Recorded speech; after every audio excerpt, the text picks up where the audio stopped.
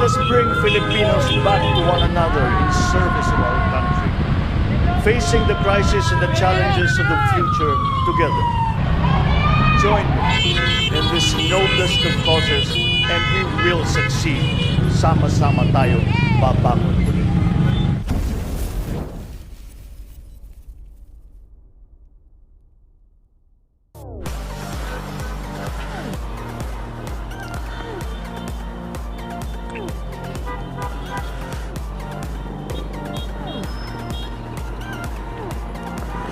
So, ang dami guys, oh. So, ang dami nila. Bali, kanina pang nag-start ng alas 5. Oh, alas 5 yung, meet up. Mga 5:30 sila nag-take off. So, ito sila guys. Ang dami-dami guys. So, yan. So, bali, kanina pa nag-start. And, ito na siguro yung bandang dulo guys. So, yan. Tapos, check natin dun sa unahan kung ano mangyayari guys. Wow, classic 250. Mga classic. So, haba pa dun guys kung nakikita nyo. So, tara dun.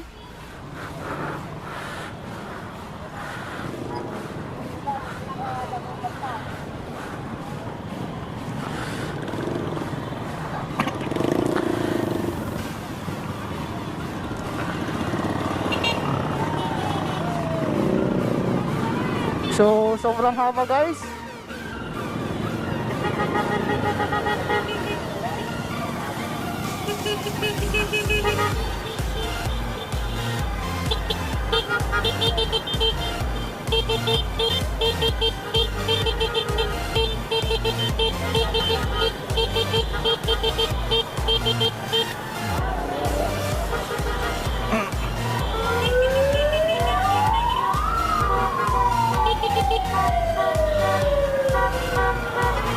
So, diba guys, ang dami.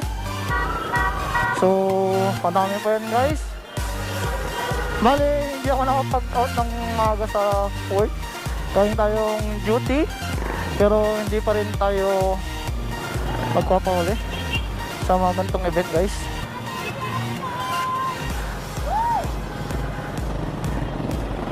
Hyper si ate. BBM daw. So, di ba nga ba?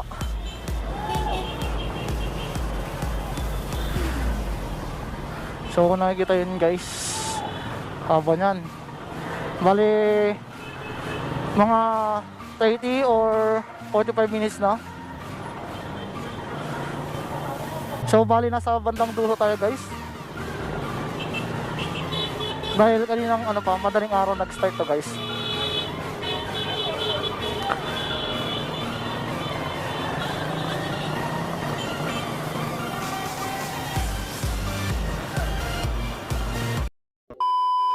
My father had a vision, a dream for our country, and he wanted to reach that dream by building this nation. If there is one thing that I think clearly sets my father apart, is that he had a very clear vision for our country. Lagi niyang iniisip, ano ba ang pinakamagandang tutunguhan ng ating bansa. Kamusta ang lahat? Marami na naman halalan. Sa lahat tayo ngayon, meron na natin kung sino ang pipiliin, sino gusto ng Pangulo. Si Manny Pacquiao, magaling na boksingero. Tumayo kang manalaban na si Isto Moreno. O presidente na si Lenin Robredo. Basta ako natutunag nila magpapaloko sa halalan. Sino bumato sa aking iboboto. Ilang taon na di dekada ng inipas. Nakakagis na ako nagpanood ng Pilipinas. Aminin yung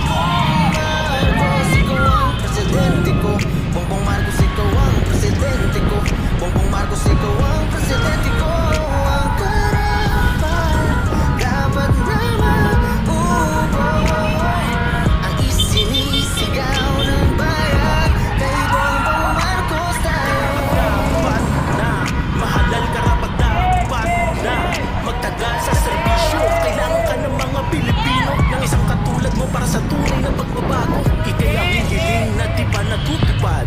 Isang munting hiling na maging realidad. Makapiling ka namin at kami magkabayan. Ika'y masuklian at hanggang suportahan. Nakita kasi namin ang iyong mga sakripisyo, pagbibigay pag-asa, pagtulong sa mga tao. Ituloy, nasimulan ng iyong ama. Ibalik ang Pilipinas sa dating masagana at masaya at may pagkakaisa. Namumuhay ng maayos at walang pangamba.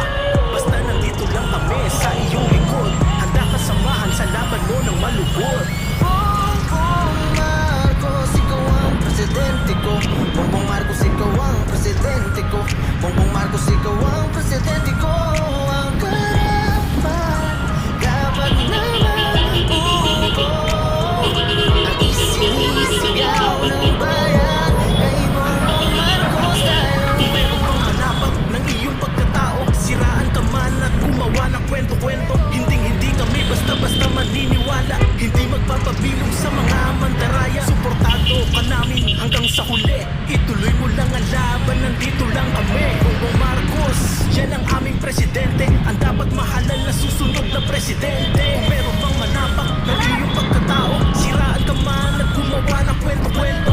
Hindi kami basta-basta maniniwala. Hindi magpapabilog sa mga mandaraya. Suportado ka namin hanggang sa huli. Ituloy mo lang ang laban, nandito lang kami. Bongbong Marcos, yan ang aming presidente. Ang dapat mahalal na susunod na presidente. Bongbong Marcos, ikaw ang presidente ko.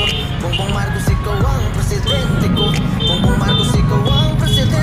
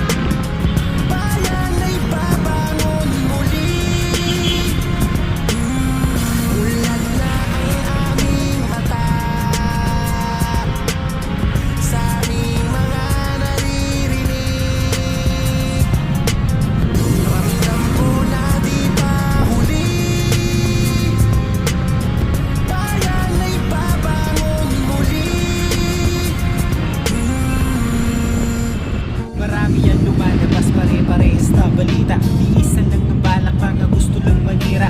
Alam naman natin lahat ng mga Pilipino na si Marcos ang gusto ngayon ng mga tao. Pero merong ibang gumagawa ng paraan, mga galaw at desperado at sanay-sanayaan. Pilit nilang sinisiraan at tanging pababa si Bongbong Marcos kasi patuloy na tumataas. Pero kami may tanong sandali lang sa mga nagprotesta na grupo ng Dilawan. Bakit si Senador De Lima na nakakulong sinusuportahan niyo pa para tumakbo Senador? Di ba masyadong halata ang balak niyo at plano na pipilan niyo si Bongbong Marcos para di manalo? Pero nagising na ngayon ng mga Pilipino, natuto na kami na di na dapat magpaloko. Ilang dekada na ang dumaan, ilang taong lumipas, nakakaawa na ang bayan dating Pilipinas. Kung mababalik sa dati, manalo ang Dilawan, isipin niyo ano na mangyayari sa ating bayan. Matanong ko nga kayo, doon sa mga naninira, ba't ngayon nyo lang naisip, ba't ngayon nyo naalala na pigilan? Harangin at kayo ay magprotesta dahil ba nakita nyo si Bongbong Marcos nangunguna? Wala kayong magagawa, hindi nyo mababago, hindi nyo masisisi ang maraming Pilipino sa ilang taon noon na Dilawan na naghari. Nasayang lang mahabang panahon walang nangyari. Kaya huwag magtaka na marami mga tao ang naghahangad ngayon na tuloy na magbabago. Huwag ipilit ang sarili nyo para kayo'y manalo. Kami ang mamimili ng gusto naming iboto. Ayaw namin na magpagamit at magkamali. Ayaw namin na bumalik ulit lahat sa dati. Ayaw namin sa kandidatong piling at disente. Oo, si Lenny, ayaw namin bagong presidente. Alam na namin balak nyo kahit na magpalit ng Pilipina na ng taong bayan kung sino'y mga Dilawan. Kaya kami ayaw na namin hindi magpaloko sa halaran. Si Marcos ang gusto namin iboto. Marami ang nagtatanong kung sino ng aking iboboto. Walang iba, si Bongbong Marcos gusto kong pangulo.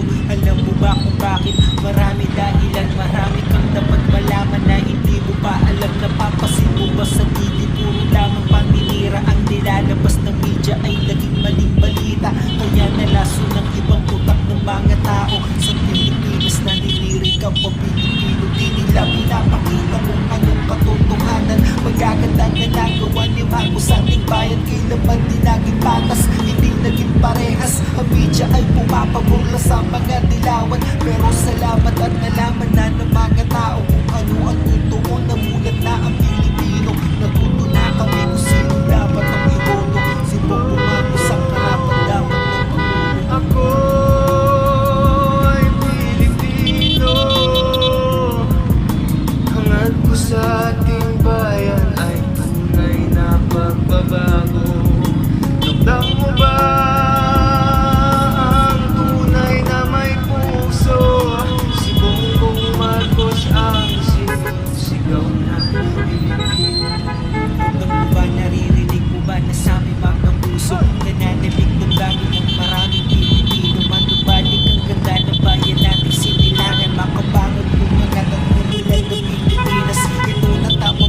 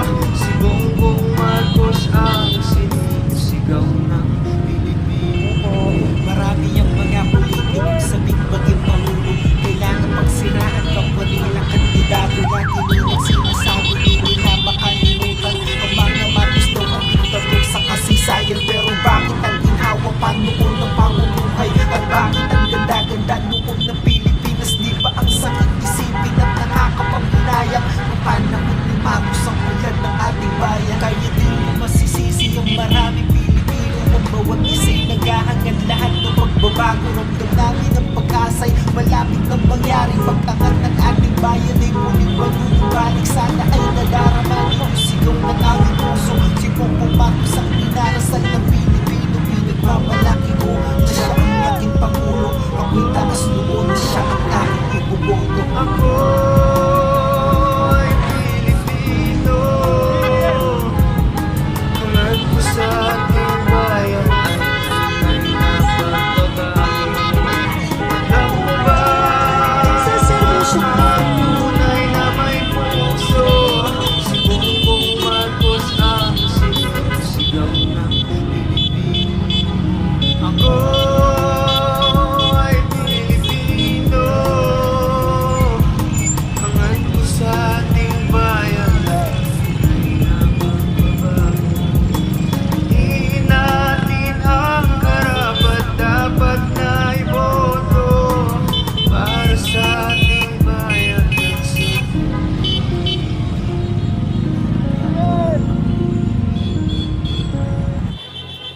So what is up guys? So ngayon nasa kalagitnaan tayo ng BBM Caravan. So yan. Bale meron ako nakuha mga clips kanina. And ito, hindi ko lang sure kung kalagitnaan na to or dun pa yung kalagitnaan. Hindi ko lang sure guys. Kasi sobrang haba guys. Makikita nyo sa clip kung gaano kahaba. Bale, hindi pa ako nakapunta sa unahan.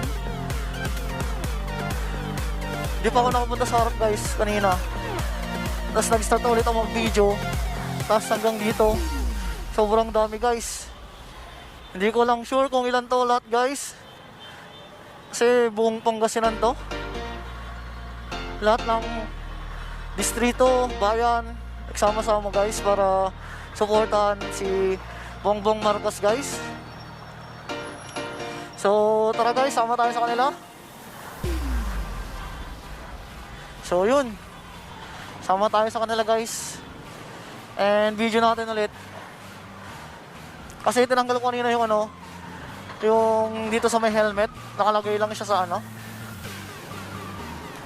Kaya hindi ko sure kung naririnig nyo yung mga sigawan ng tao. Kasi for sure malakas ang wind noise guys. For sure malakas ang wind noise kaya Kaya siguradong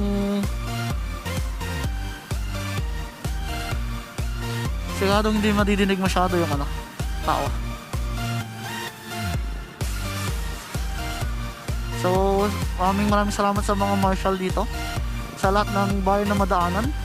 Bali ina-assist tayo guys. Kasi organized naman tong caravan na to guys.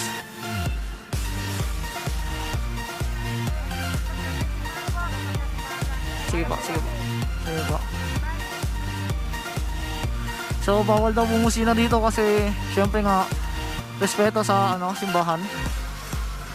Respeto sa simbahan guys. Wag muna tayong bumusina please lang. Bilang paggalang sa St. John the Evangelist Cathedral dito sa Dagupan. So sabi ng puso or hindi ko lang kung puso yun or dito sa simbahan is kahit paglampas lang daw ng simbahan tayo mag-ingay guys. So masunurin naman tayong Pangasinense kasi tignan nyo walang bumusina kanina guys. Kasi sinabi nga na kahit lumampas lang tayo ng simbahan. So tingnan mo hanggang ngayon wala pa rin bumusina. So mamaya ulit guys, update ko kayo kung ano nang mangyayari guys. So kung makikita nyo yung sa overpass guys, na nakalagay doon Marcos tsaka Sara.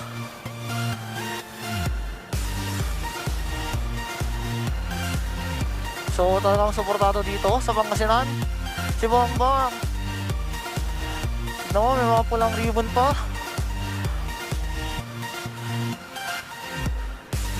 Simbolo ng suporta ng mga Pangasinense kay Marcos. Nakakapanindig balahibo guys. Sobrang dami. Grabe. Kung napanood nyo yung yung 6 district ko. Ang dami na nun guys, pero ito sobrang dami. Nung nasa trabaho ko, sobrang dami guys, hindi ko lang na video kagad dahil nga nasa work and lumabas lang tayo. So saglit lang daw sabi ni madam, kaya susundin natin siya.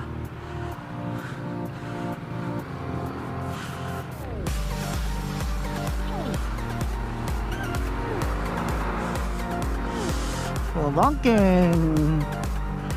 Oh, banking pa more. So, saan tayo parking ngayon? Saan tayo magpa-parking ngayon guys?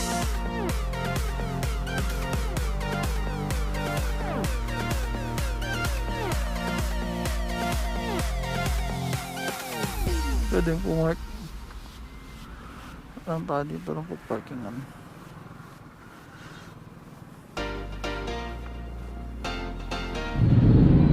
So guys, nandito na tayo ngayon sa Capitol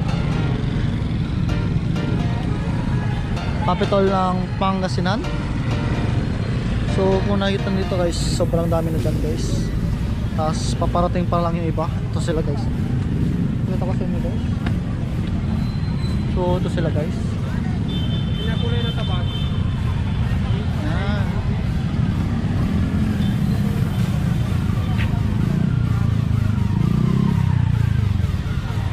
So madami pa yan guys, mahaba pa yan. So kung nakikita nyo, sobrang dami guys. So yun guys, sobrang dami ng dumalo ngayon. And buong Pangasinan to guys.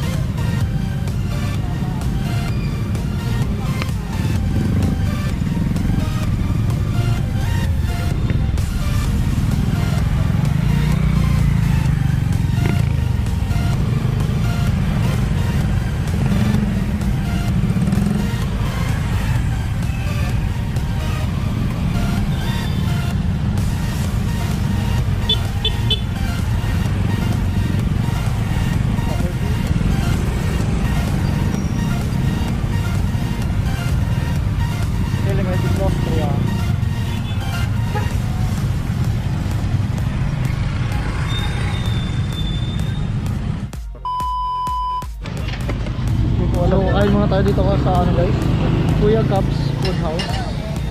And kasama natin si Riders Notebook tsaka si Kaloy. So pili lang kami ng pagkain guys. So yun guys, kakain na kami guys. So ito yung mga kainin namin guys. Riders Notebook, huwag nyo kalimutan subscribe guys. Kasi Kaloy, Mr. Pogi. Ay, nahulog na. So kaya na kami guys. Tas mamaya bakawin na rin kami dahil mainit na. And puyat pa kami ni Dads. So what is up guys? So ngayon pauwi na tayo. So ngayon pauwi na kaming lahat guys. Parang caravan ulit. So sobrang dami pa rin. Dami nagsisiuyan guys. Yun, traffic pa rin. Parang caravan pa rin guys. So sobrang dami. Diba?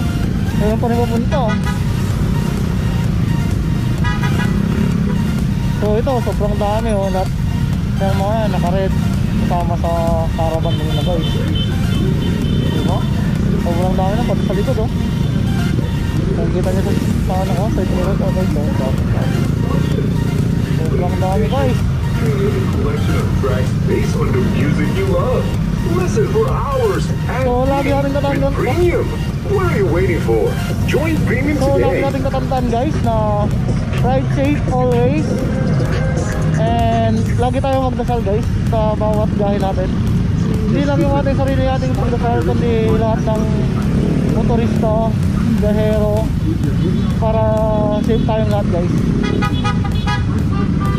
Ride safe always guys. Peace out.